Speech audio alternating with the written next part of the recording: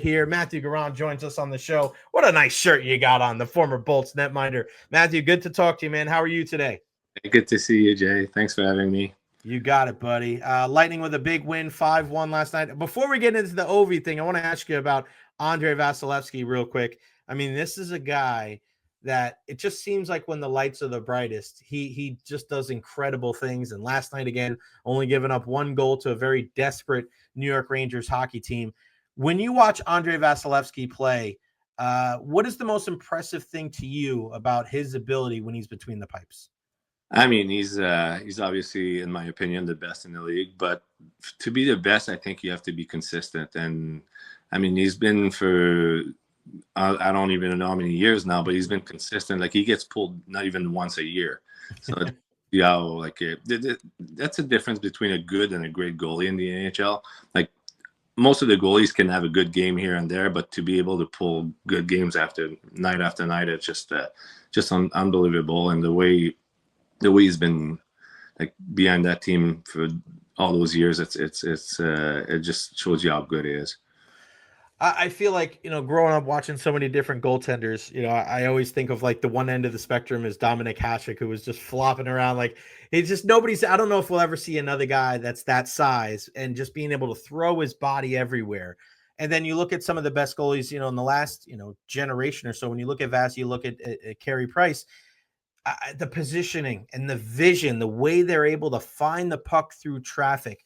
Can you just speak about those two things, positioning and also vision, and how important they are to a goaltender? Because, some people look at it like, oh, I hit him right in the chest. But yeah, they also have to be in that right spot.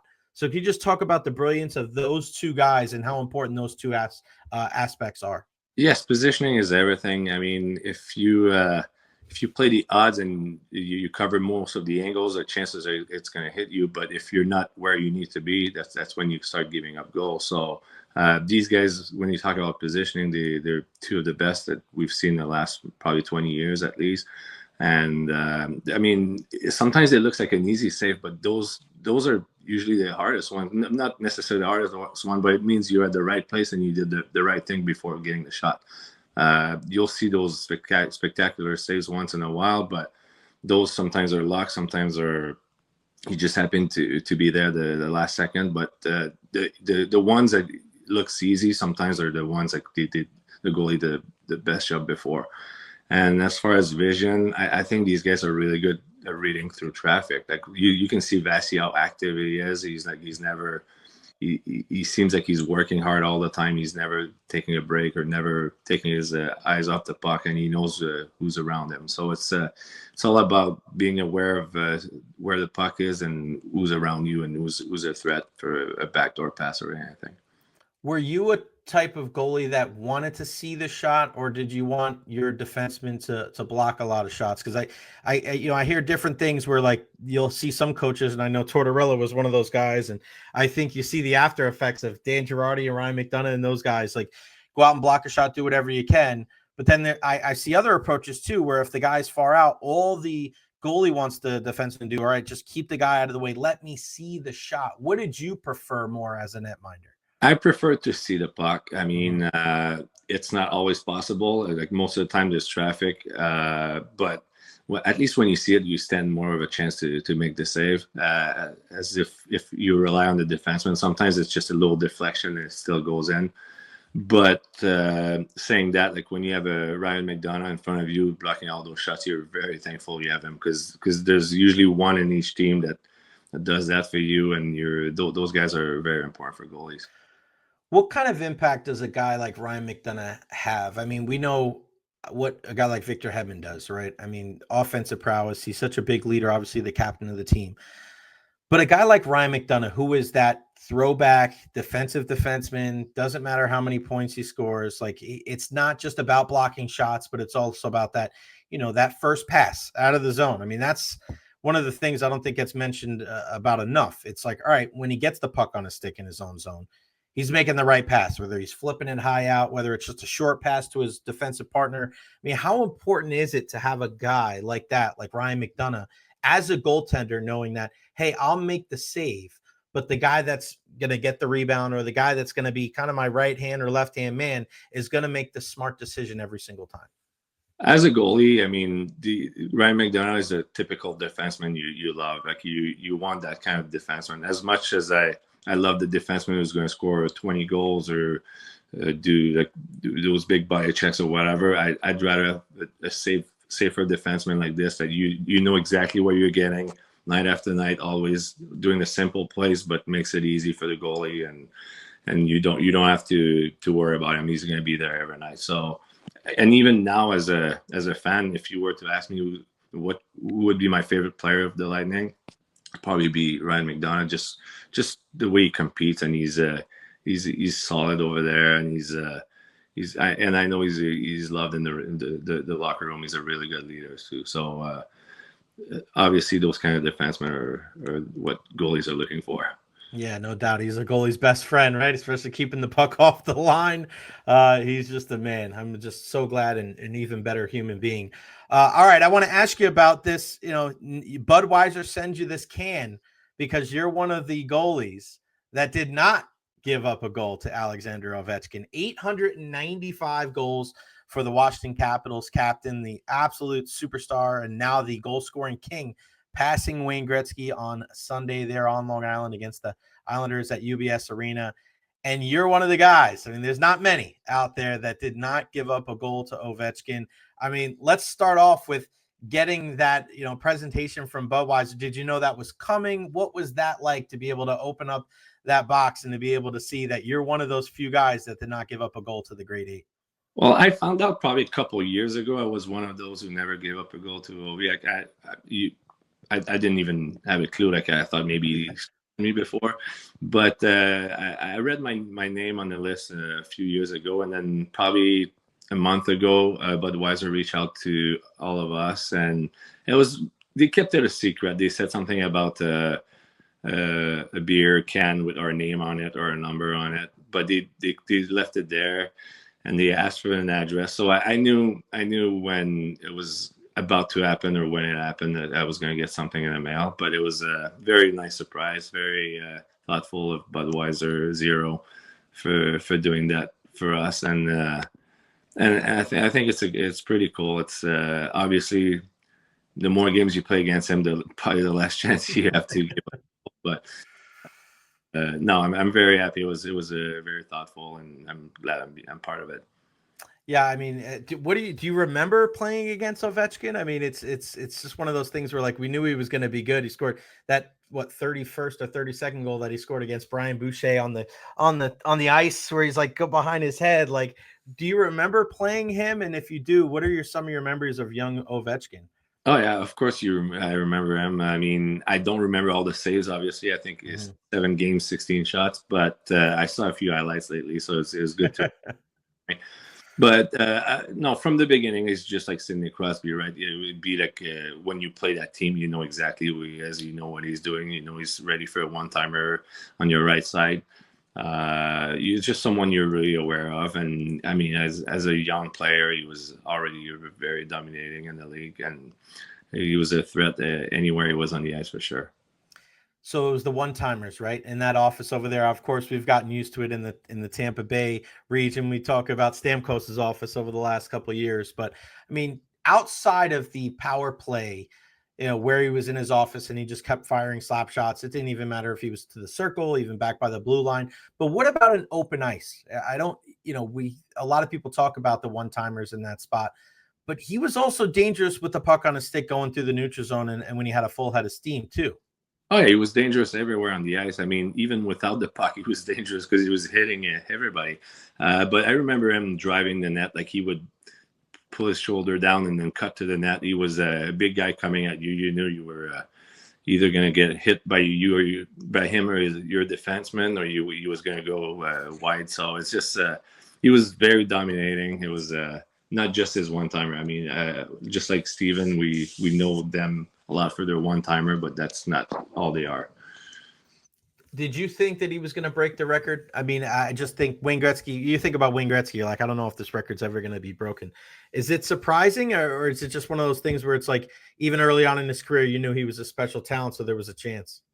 I mean, I don't think anybody knew at the time. Like, there's so many young players that start really they have a first couple of good years, but to be able to do it for 20 years, that's where I think it's just amazing.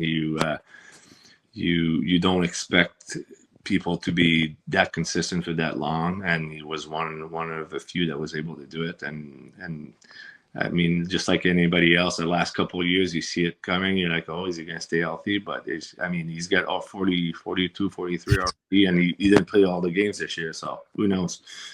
I know, it's crazy, man. And then people are like, well, Austin Matthews, and it's just like, you just never know, man. But you're right.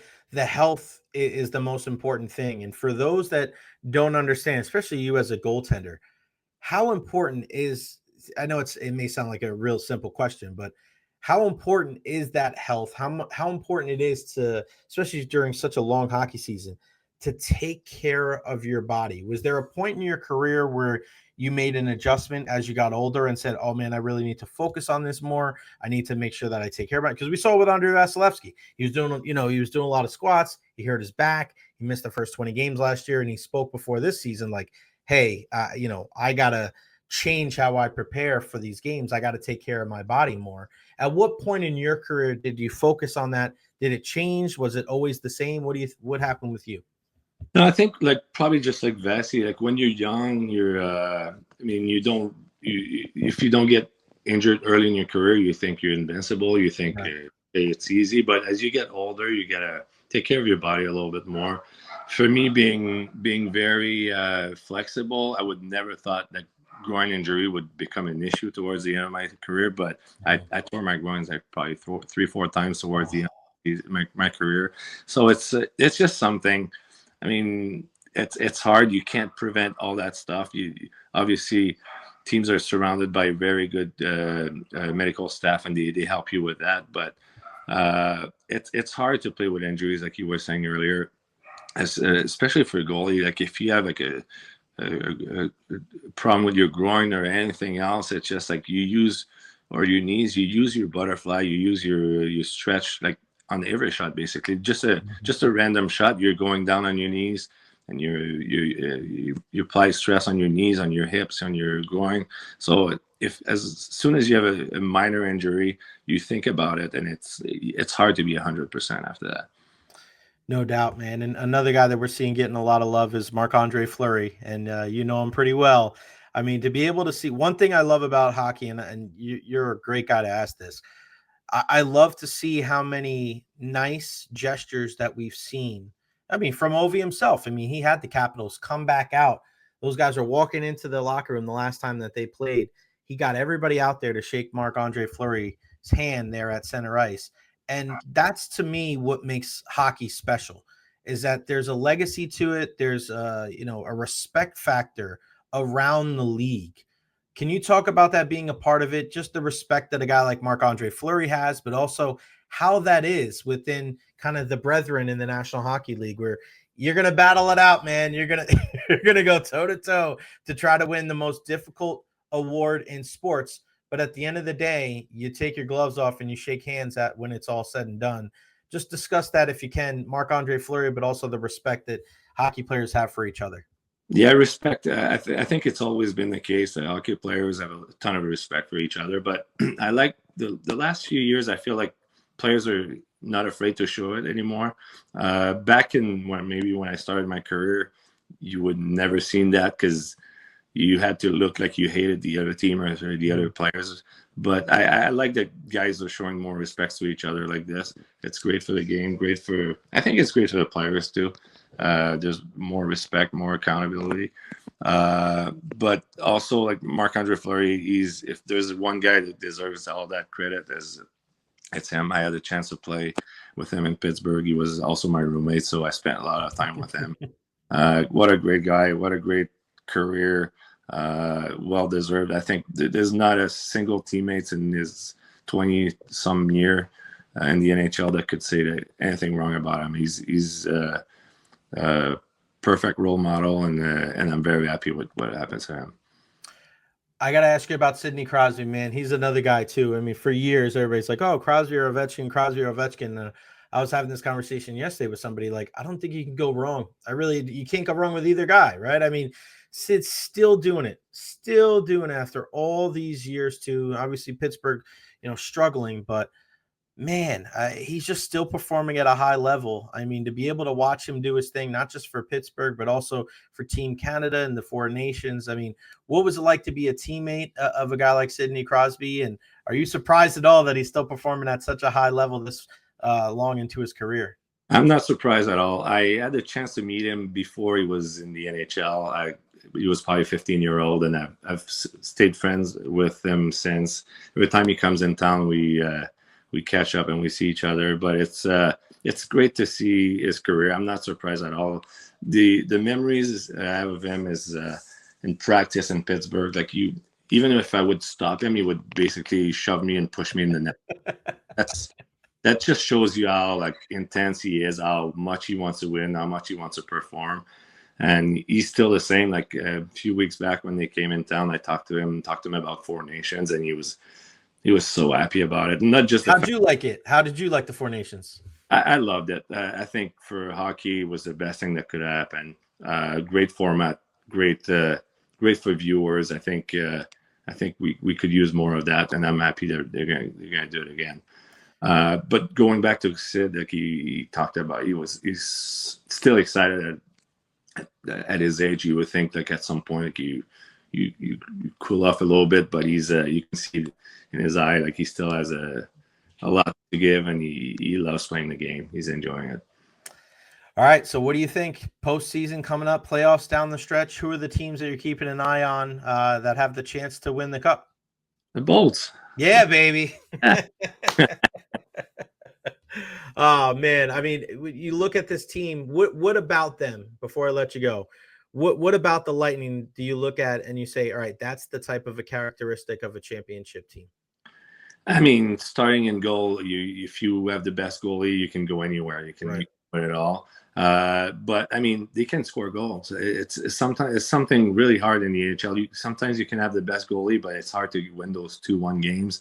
But with the Lightning, if it's not the first line, it's the second line. If it's not the second, it's the third line.